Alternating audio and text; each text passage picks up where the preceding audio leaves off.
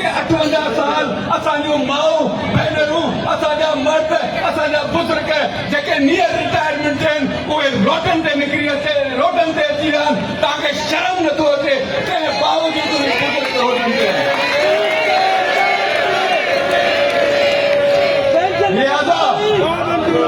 लिहाज़ा तव्हां इंटरनेशनल ते थोरी तहक़ीक़ात कयो तव्हांखे तारीख़ ॿुधाईंदी त जॾहिं बि इंटरनेशनल लेवल ते कॾहिं बि यूरोप साइड ते कॾहिं बि ॿियनि कंट्री में जॾहिं उस्ताद रोडनि ते निकिरंदा आहिनि उस्ताद हिकिड़ो मुक़दस पेशो आहे जॾहिं उस्ताद रोडनि ते निकिरंदो आहे उतां जो वज़ीर आज़म जेको आहे शर्म खां इस्तीफ़ा ॾींदो आहे पर हिननि खे शर्म ई न आहे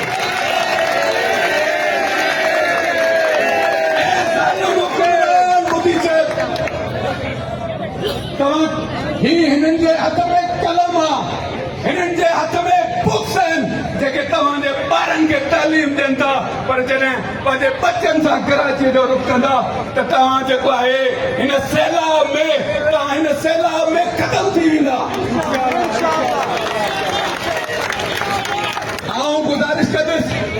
पाकिस्तान पीपल्स पार्टी जे चेयरमैन खे त तो इंटरनेशनल लेवल ते जेको मीडिया में स्टेटमेंट ॾिनी असां मञूं था इनखे ख़ुशाइन सम्झूं था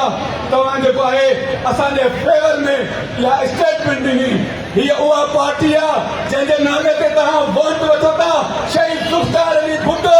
ऐं मोहतरमा शहीद राणी बेनज़ीर भुट्टो उन्हनि जो अॼु तव्हां पेर कोन था लहो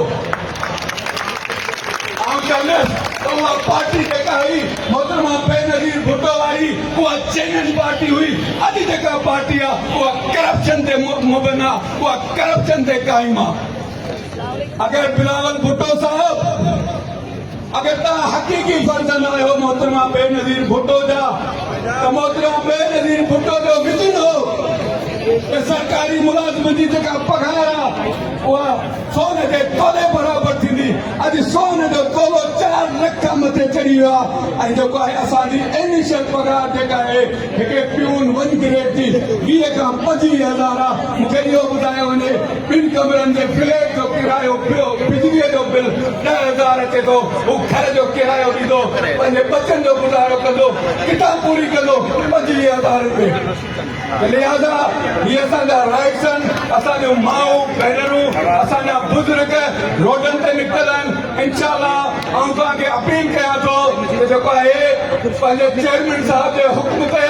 ईअं न सम्झो त ही चेयरमैन साहिब सिर्फ़ हाजी अशरफ काशकेली आहे पर तव्हां सभु माऊं भेनरूं भाइर सभु अशरफ काशकेली आहियो